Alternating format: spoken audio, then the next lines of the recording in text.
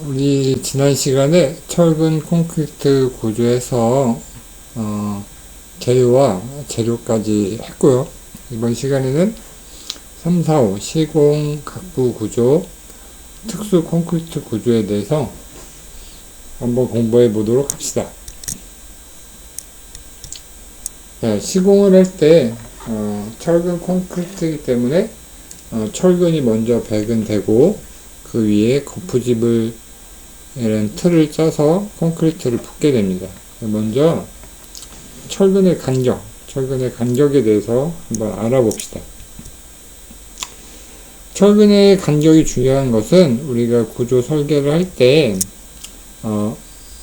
콘크리트의 사이즈와 철근의 개수를 결정을 합니다. 결정을 하는데 철근 간격이 이렇게 조정됨에 따라서 콘크리트가 이렇게 밀실하게 충전될 수 있는 가능성이 있어요. 철근 간격이 너무 좁으면 철근과 철근 사이에 콘크리트가 들어가지 못할 수도 있고요. 너무 넓으면 철근이 원하는 만큼의 성능을 발휘할 수 없기 때문에 철근의 간격을 결정하는데 가장 중요한 것은 콘크리트가 골고루 분포될 수 있도록, 콘크리트에는 시멘트와 모래만 있는 게 아니라 어느 정도 크기의 자갈도 들어가 있기 때문에 자갈이 통과할 수 있도록 그런 간격을 유지시켜 줘야 됩니다. 그리고 간격이 중요한, 간격이 너무 좁으면 그 안에 그 충분한 철근의 강도를 발휘하지 못해요. 왜냐면 콘크리트의 면적이 넓어짐에 따라서 충분히 그런 강도를 발현할 수 없기 때문에 간격이 중요하고요. 그 다음에 우리 기준이 있어요. 기준. 평행철근의 경우에 평행철근이라 하면 잠깐만요. 평행철근이라 하면 여기 보게 되면 철근이 이렇게 들어가겠죠. 이렇게. 그리고 콘크리트가 이렇게 들어가겠죠.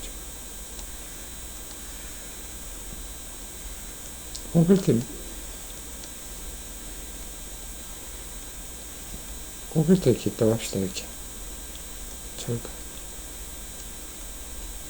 이걸 평행 철근이라고 해요. 평행 방향, 같은 방향으로 철근이 주어질 때 이 사이에 간격이 25mm 이상, 그 다음에 철근의 공칭지름, 철근이 사용되는 지름이 있어요. 이렇게 D10이면은 지름이 10mm인 거라고 생각하시면 돼요. D10부터 해서 D35까지가 있는데 이 둘 중에 큰 거, 그죠? 그러니까 25mm 철근은 같잖아요. D25mm 철근은 25mm만 간격을 유지하면 되지만 만약에 D30 같은 경우에는 30mm의 간격을 두어야 되고, D10 같은 경우는 얘는 10mm가 아니라 25mm, 최소 25mm고 그 이상 되는 경우에는 철근의 굵기만큼, 그러니까 철근의 굵기 이상만큼 간격을 띄워줘야 된다라는 말입니다. 기둥을 봅시다. 부재별로 기둥을 보면 기둥은 간격이 40이에요. 40. 그 다음에 공칭지름에 왜 이러냐면 우리가 기둥 같은 경우에는 압축력을 받아요. 압축력. 그죠? 그렇기 때문에 압축은 콘크리트가 부담하고 있기 때문에 철근은 약간 간격을 띄어 두어도 그게 크게 이상을 받지 않기 때문에 간격을 좀 더 벌린다는 것을 볼 수가 있죠. 여기 위에 말하는 평행철근은 일반적인 부재인 경우에요. 벽체와 슬래브 같은 경우에는 보게 되면 벽체가 있고 슬래브가 이렇게 있잖아요. 근데 이 철근이 이렇게 배관될 거 아니에요. 그죠? 근데 이 철근의 역할은 이 벽체는 수평하중, 슬래브는 수직 하중에 대한 인장력을 보강하기 위해서 철근이 배관되는데, 벽체 같은 경우에는 이게 벽체의 방향에 따라서 수평력이 발생할 수 있지만 이 수평력이 크지가 않아요. 크지 않기 때문에 철근을 많이 배근하지 않아도 돼요. 슬래브도 마찬가지로 이 하중, 그죠? 실내에서 생활하고 있는 하중이 크지 않기 때문에 이런 방향의 하중이 그렇게 크지 않아서 철근이 많이 배근되지 않아도 돼요. 그래서 위에서 기둥이나 일반적인 평행 철근보다 그 간격이 넓다는 걸 볼 수가 있어요. 그래서 어떤 구조물 같은 경우에는 콘크리트만으로도 슬래브를 설계할 수가 있어요. 그런데 우리가 철근을 꼭 배근해야 되는 이유는 철근은 부재의 인장력을 담당하기도 하지만 콘크리트의 특성상 콘크리트가 이렇게 건조가 되면 그러니까 콘크리트가 건조가 되면서 갈라짐이 발생할 수 있는데 철근을 설치하면 그런 갈라짐을 막을 수가 있기 때문에 최소 철근을 이렇게 쓰게 되는 거죠. 그래서 두께 3배 이하, 450 이하 이 중에 작은 거, 둘 중에 작은 거를 간격으로 하고요. 평행 철근과 차이가 있죠. 이건 둘 중에 큰 걸로 선택을 하는 거라 좀 차이가 있죠. 그 다음에 철근의 피복, 피복이라는 말이 있어요. 피복. 인간으로 말하면 그 피부라고 생각하시면 돼요. 피부.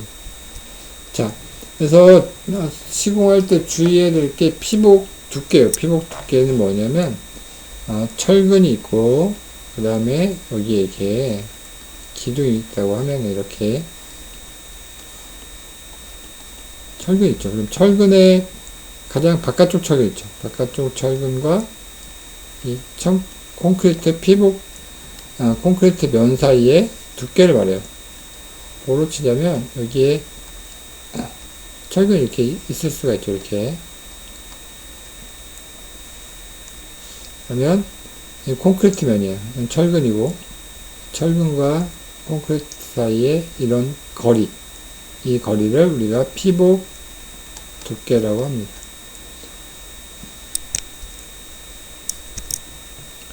피복 두께가 중요한 이유는 일단 피복 두께가 얇으면 콘크리트는 경화되면서 갈라지는 경우가 있어요. 그래서 피복 두께가 얇으면 갈라지는 경우도 이렇게 한 이 정도 갈라지면 상관이 없는데 피복 두께가 얇으면 이렇게 갈라져서 이 갈라진 틈 사이와 철근이 만나게 돼요. 그러면 철근은 공기 중에서 산화가 돼요. 부식이 된다는 말이죠. 또 물기가 들어가면 또 부식이 될 수가 있어요. 그래서 철근의 부식을 막기 위해서 어느 정도 피복 두께를 두어야 콘크리트가 좀 갈라지더라도 철근이 보이지 않게, 철근이 만나지 않을 수 있게 하는 역할을 하는 것이죠. 그리고 또 화재가 일어나면 콘크리트는 화재에 강해요. 그래서 열 전달률이 떨어지죠. 근데 얘가 철근이 콘크리트 표면과 가까이 있으면 그만큼 철근이 열을 많이 받겠죠. 그러니까 콘크리트 안쪽에 있는 철근일수록 열을 덜 받기 때문에 화재로 인해서 철근이 녹아드는 그런 손상을 방지하기 위해서 피복 두께를 기준으로 정해놓고 있습니다. 피복 두께 기준, 피복 두께는 이제 건축 구조 기준 책에 보면 그 몇 미리로 해야 되는가를 결정하고 있어요. 그 두께를 결정하는 기준은 이렇게 세 가지로 나눠지고 있어요. 먼저 흙에 접하는가 여부. 얘는 뭐 기초 또는 지하 벽체 뭐 이런 부분이 흙에 접하는 부분이죠. 흙에 접한다는 것은 흙이라는 것은 흙 안에 수분이 있을 수 있고, 그죠? 그 다음에 염화물, 그 다음에 기타 화학물질 같은 게 들어갈 수가 있어요. 그러니까 그 외부에, 그러니까 콘크리트의 환경, 콘크리트가 접하고 있는 환경이 굉장히 취약한 경우에요.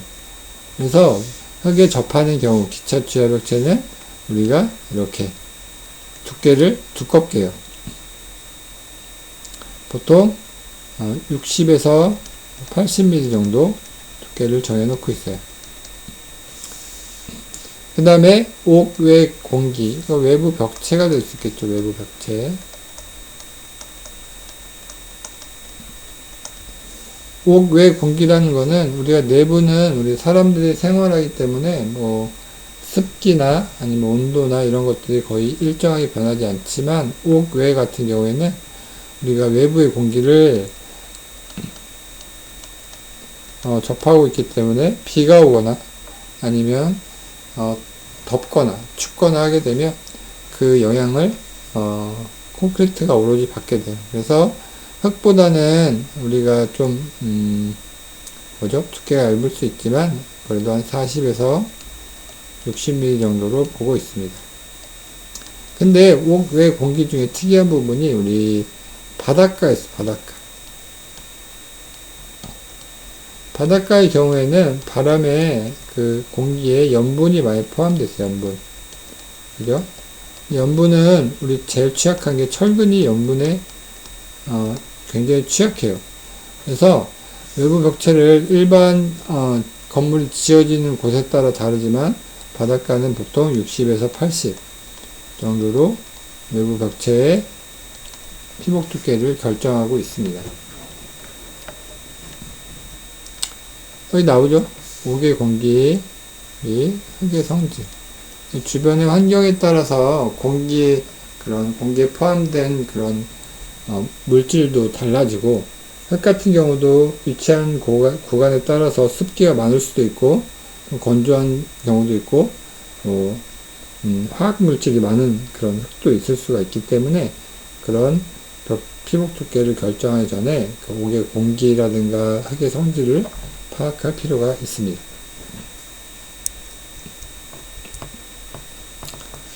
다음으로 콘크리트의 배합을 볼게요. 콘크리트는 앞서 얘기했듯이 시멘트, 자갈, 모래, 물, 그리고 혼화재 이런 것들로 콘크리트를 배합한다고 했어요.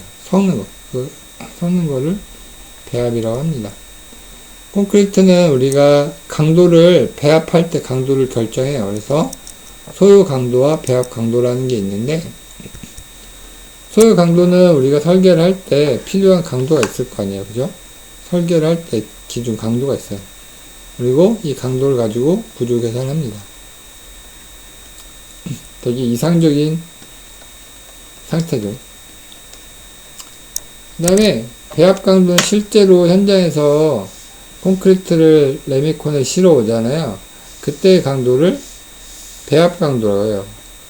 그래서 소요 강도, 즉 구조 계산할 때 강도를 25 메가파스칼, 27 메가파스칼 이렇게 딱 정해서 구조 설계를 하죠. 근데 배합 강도는 콘크리트 레미콘마다 강도가 다르고 콘크리트 회사마다 강도가 달라요. 보통 25 메가파스칼 주문하면 강도는 24에서 한 27 메가파스칼 사이에 그런 강도가 온다는 것이죠. 소요 강도는 우리가 이상적인 계산된 강도고요. 배합 강도는 현장에서 실제로 시공할 때 발생하는 강도라고 있어서 강도가 조금 차이가 있어요. 그 다음에 슬럼프 시험이라고 있어요.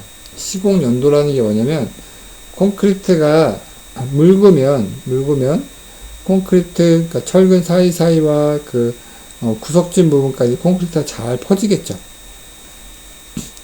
그런데 강도가 낮아질 수 있겠죠. 그리고 콘크리트가 너무 묽지 않으면 콘크리트 타설할 때 거푸집에 가해지는 강도도 커지고 밀실한, 그러니까 좁은 부분까지 콘크리트가 퍼지지 않는 그런 성질이 있어요. 그래서 시공 연도를 판단하는데 어떻게 판단하냐면 콘크리트가 오잖아요. 콘크리트가 오면 이렇게 꽃갈콘 같은 거를 구멍 있고 이렇게 넓은 이런 꽃갈콘 같은 게 있어요. 여기다가 콘크리트를 부어요. 붓고 이 꽃갈콘을 빼는 거죠. 빼면 처음에는 꽃갈콘이 있을 때는 콘크리트가 이렇게 쌓여있겠죠. 굳기 전에. 근데 이 뚜껑을 제거하면 얘가 이렇게 퍼지겠죠. 이렇게 들어. 그리고 여기를 길이를 재요. 얼마만큼 내려왔는가. 이게 길이가 크면 클수록 콘크리트가 묽다는 소리예요. 잘 퍼진다는 소리죠. 그리고 이게 낮으면 낮을수록 콘크리트가 좀 점성이 좋다는 이야기죠. 그래서 이런 기준을 통해서 시공 연도를 판단합니다. 그래서 현장의 상황에 맞게 이 기준을 정해서 슬럼프 시험을 한 다음에 가져온 콘크리트가 시공 연도 판단 기준보다 맞지 않다면 혼화제를 섞거나 아니면 재료, 그러니까 콘크리트를 만드는 재료를 더 첨가하거나 해서 우리가 판단하게 됩니다.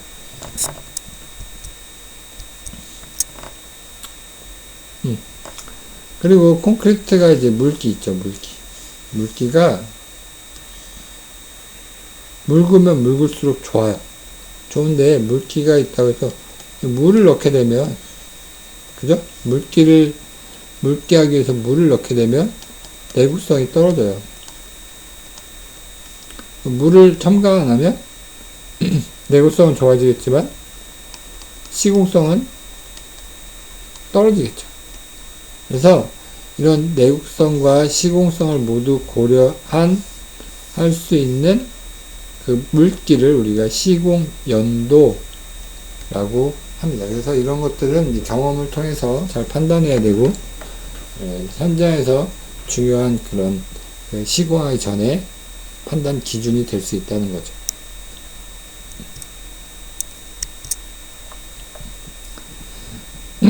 콘크리트를 타설을 하죠. 철근을 배근하고 콘크리트 타설하면 이제 콘크리트를 한 번에 다 타설하지 못해요. 한 번에 다 타설하지 못했더니 이렇게 끊어서 타설하게 되는데, 그 끊어질 때 그 끊어지는 선을 우리가 줄눈이라고 하는데, 그 줄눈에는 우리가 신축 줄눈과 시공 줄눈이 있어요.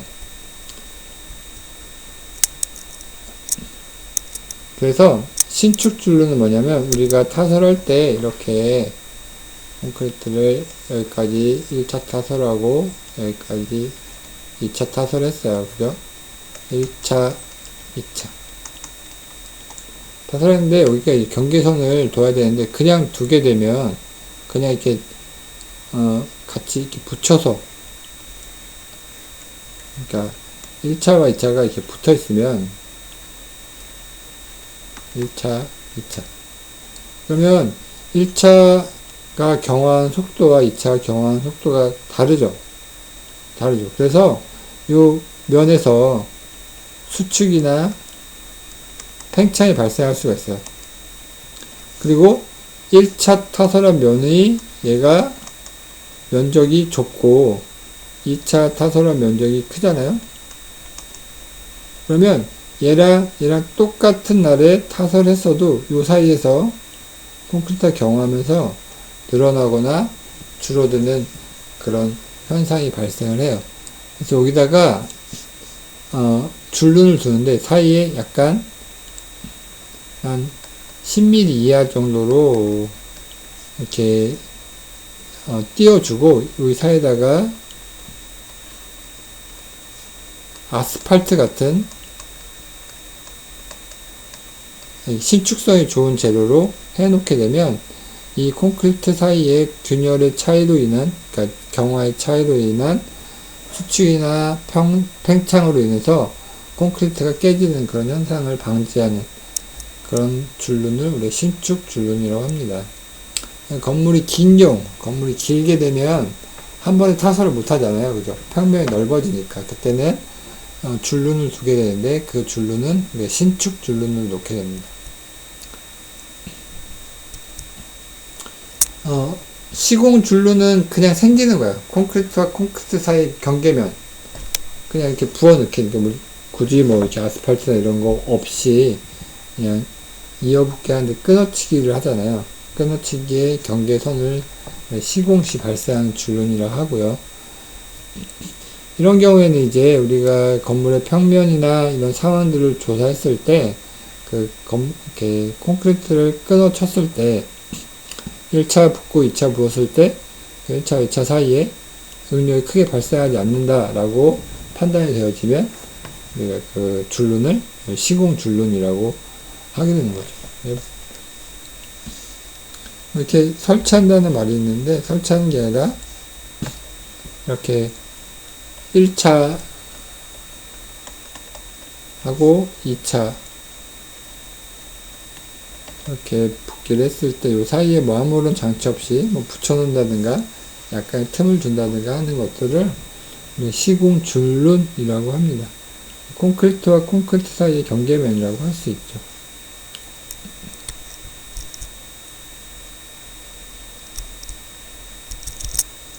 자, 특수 콘크리트에 대해서 한번 알아봅시다. 우리가 콘크리트를 제작할 때 제작하는 환경에 따라서 그 환경에 맞는 콘크리트를 제작하는 경우가 있어요. 특수한 콘크리트. 예를 들어서 이제 한중 콘크리트라고 있는데 이건 추운 날씨, 그러니까 극지방이나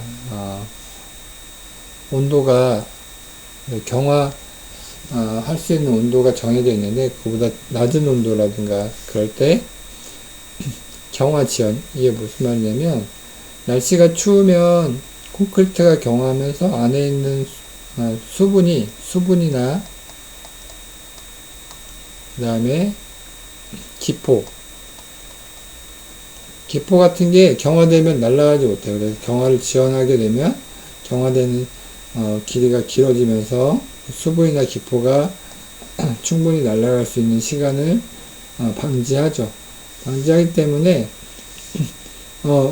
이 경화가 지연시키면 당연히 변형도 이렇게 많이 줄어들게 되죠. 콘크리트가 변형하는 이유는 내부에 있는 수분이 증발하지 못해서 기포가 증발하지 못해서 그 사이에 공극을 만들게 되면 빈 공간을 만들게 되면 콘크리트 하중에 갔을 때 콘크리트의 변형이 발생할 수 있기 때문에 추운 날씨에는 한중 콘크리트를 사용합니다. 서중 콘크리트는 반대예요. 더운 날씨, 높은 기온. 높은 기온에서 이제 시공 연도를 조절하는 건데, 시공 연도가 좋다는 거는 물기가 많이 묽다는 소리예요. 묽다.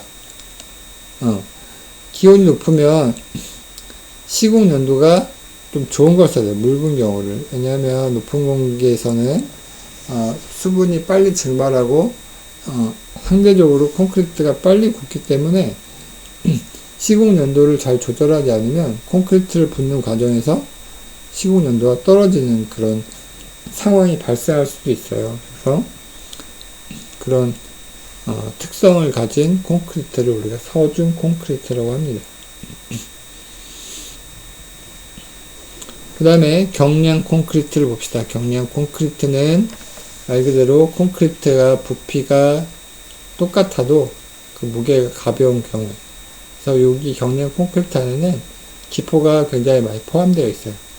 그래서 그 대신 강도는 떨어지겠죠. 강도는 떨어지고 그 다음에 무게는 역시 무게도 낮아지겠죠. 저중량이고 구조체에 부족한 이유는 강도가 상대적으로 떨어지기 때문에 구조체로 사용하기에는 부적합하죠. 구조체라는 말은 건물의 하중을 지탱할 수 있는 역할을 하는 부분을 구조체라고 합니다. 그래서 일반적으로는 칸막이요. 오피스텔이나 아파트 그런 경우에 이제 방을 구분을 해야 되잖아요. 그럴 때 칸막이용 벽체로 많이 사용합니다. 그렇게 칸막이용 벽체로 사용하게 되면 건물에 주는 부담도 줄어들잖아요. 콘크리트 자체가 가볍기 때문에. 그래서 특수 콘크리트를 사용합니다. 자, 1교시는 여기까지 하고요. 그 다음에 좀만 쉬었다가 계속 하도록 하겠습니다.